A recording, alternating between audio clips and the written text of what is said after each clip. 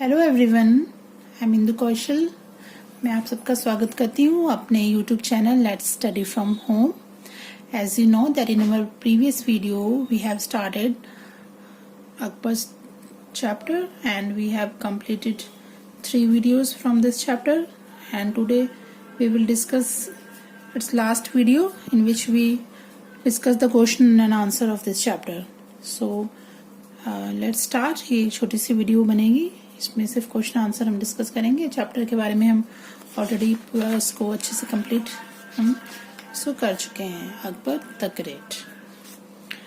Okay, so without wasting time let's start. इसके आपके fill-ups आते हैं। Akbar was the greatest emperor of the dash dynasty.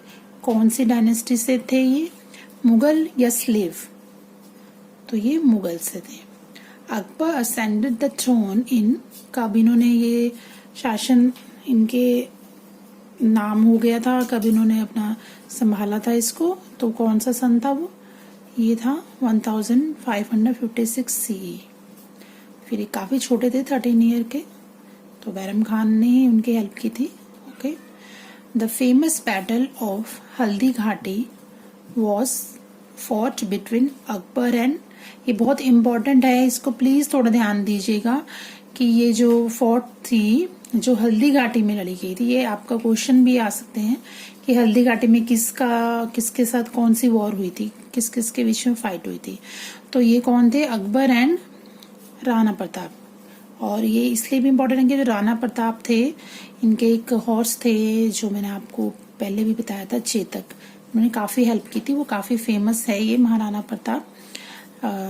तो ये इसका आंसर राणा प्रताप है। ये वैसे भी एज ए क्वेश्चन भी आ सकता है, इसको आप याद रखिएगा, इन फ्यूचर भी आपको काफी हेल्प होती है। अगर आप अभी थोड़ा ध्यान से पढ़ेंगे तो आपको हेल्पफुल रहेगा। ओके, एंड डी पॉइंट है Diwane Aam was the hall where the emperor met at the, इससे दीवाने आम वर्ड से ही पता लगता है कि आम लोगों से वो मिलते थे, जिस जगह पर, जिस रूम में आम लोगों से वो उनकी प्रॉब्लम सुनते थे, उनकी फरियाद सुनते थे, तो उसको दीवाने आम नाम रखा गया था, जिसे जहाँ पे कॉमन पीपल आते थे। उसका आंसर है common people.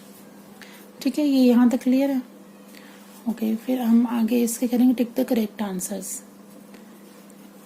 Akbar divided his entire kingdom into 12 parts which were called, ये हमने पढ़ा था अच्छे से कि जब उन्होंने अपने किंगडम को 12 पार्ट्स में डिवाइड किया था तो उनको क्या कहा था? सूबास। और फिर इनके लीडर बने थे सूबेदार। ओके, तो ये सूबास में आएगा। और फिर उसके बाद इसका सेकंड आता है Akbarnama. Akbarnama is the official record of, obviously नाम से ही पता लग रहा है कि इसमें अकबर के बारे में बताया गया होगा, तो इसको अकबर सीजन के बारे में इसमें बताया गया था, तो अकबरनामा इनका एक रिकॉर्ड था। और इबादत खाना क्या होता था? वहां पे रेस्टिंग प्लेस होता था, डाइनिंग एरिया, वर्शिप एरिया, वहां पे पूजा का, आराधना का स्थान था, वर्शिप प्लेस था। In the second battle of Panipat the Mughals defeated, जो सेकंड बैटल थी पानीपत की, इम्पोर्टेंट है बहुत ज्यादा। पानीपत का द्वितीय जो युद्ध हुआ था वो क्यों इम्पोर्टेंट है? क्योंकि उस टाइम जो है मुगल्स ने हरा दिया था, किसको? आदिल शाह और हेमू को, दोनों को इनको हरा दिया था, तो बोथ ऑफ दिस आएगा। ओके, ये मैच द टू कॉलम्स है। देखिए यहाँ पे लिखा है सेकंड बैटल ऑफ पानीपत, किसके बीच में थी? नवरत्न, आयन अकबरी, आदिल शाह एंड हेमू, चेतक। तो ये आदिल शाह के साथ और हेमू के साथ हम मैच करेंगे। और राणा प्रताप को उनके हॉर्स चेतक के साथ मैच किया है, और बीरबल को नवरत्न के साथ हमने मैच किया है। और अबुल फैजल, आयन अकबरी उन्होंने लिखी थी, तो ये उनके साथ इनको हमने मैच किया है। ओके, आई होप आपको समझ आ रहा होगा। ओके, ये यहाँ तक क्लियर होता है। अब इनके सिर्फ क्वेश्चंस रहते हैं।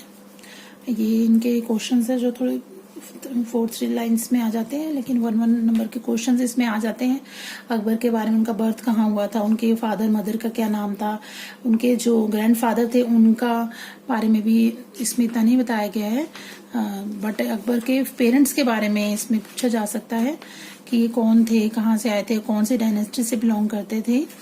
तो इसके बारे में, चाइल्डहुड के बारे में पूछा जा सकता है कि, और इसमें बैरम खान के बारे में पूछा जा सकता है कि कौन था बैरम खान और क्यों उसको रखा गया था। छोटे छोटे क्वेश्चन है, इसके बारे में आपको इसमें पूछा जा सकता है।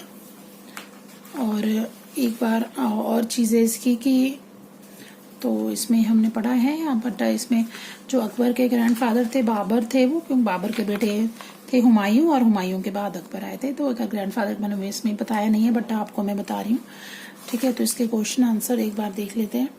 इनका फर्स्ट क्वेश्चन है, why was Bairam Khan made Akbar's garden, क्यों बनाए गए थे उनको गार्डन इनका?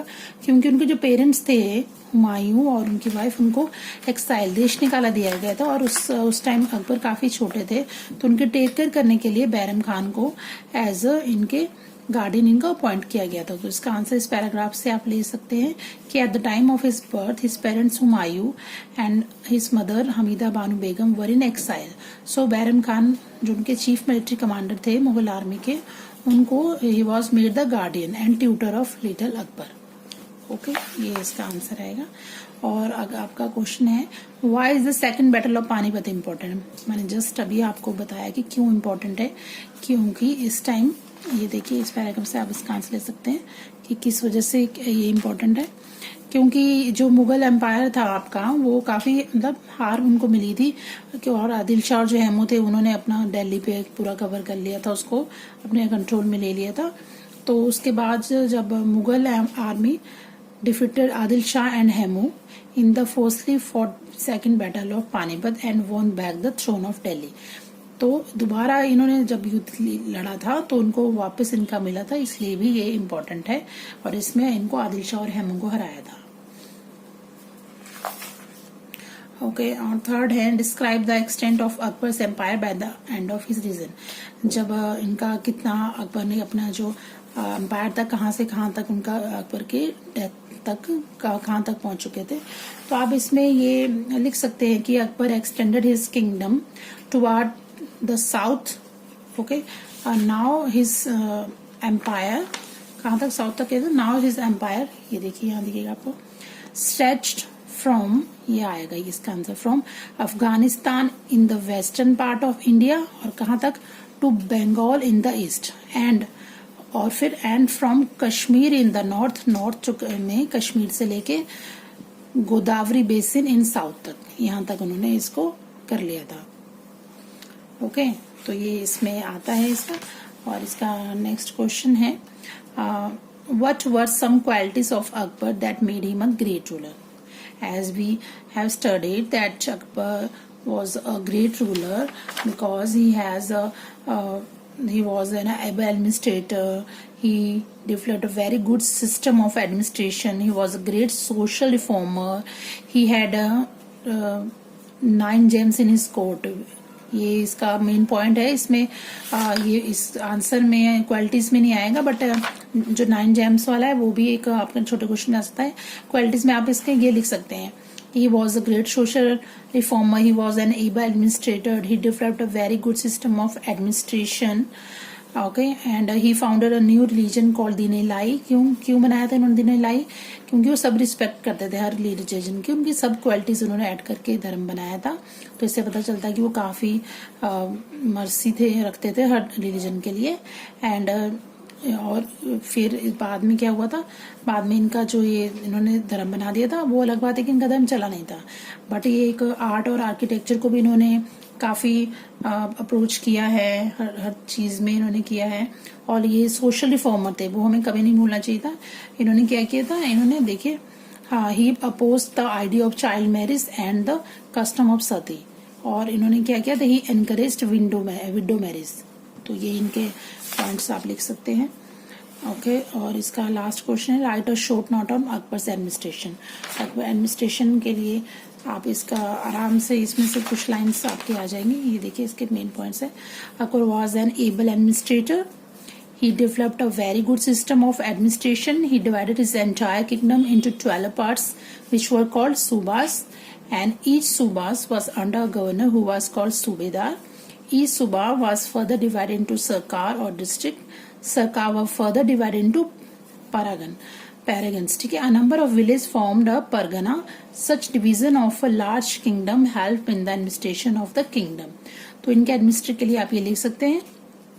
और अगर आपको थोड़ा सा इसको और ज्यादा लिखना है तो इसमें से नीचे से भी आप इसको पॉइंट्स इसमें लिख सकते हैं कि उन्होंने आर्मी में क्या क्या चेंजेस किए थे और क्या करते थे इनके, और उन्होंने और कौन कौन सी चीजें थी जो इसमें इन्होंने शामिल की थी, क्योंकि वो खुद चले जाते थे अपने देखने के लिए कि उनके कैसा चल रहा है। In order to get the real picture he often change his appearance, अपना भेष बदल कर जाते थे ताकि लोग उनको ना पहुंचाने, उनको अपने किंगडम के बारे में नॉलेज मिले। तो एज ए एडमिनिस्ट्रेशन, उनके as administrator and social reformers में आता है। और एडमिनिस्ट्रेशन के बारे में कुछ अगर तो इसमें आपके इसके ये पॉइंट्स आ जाते हैं। तो ये मैं आपको ऑलरेडी सब हिंदी में अच्छे से एक्सप्लेन कर चुकी हूँ अपनी प्रीवियस वीडियोस में, एंड आई होप अभी आपको ये सब समझ आ गया होगा। तो please like and comment and please share my video, and if you have any query and problem then please ask me in your comment box, and please subscribe my channel. Thank you so much.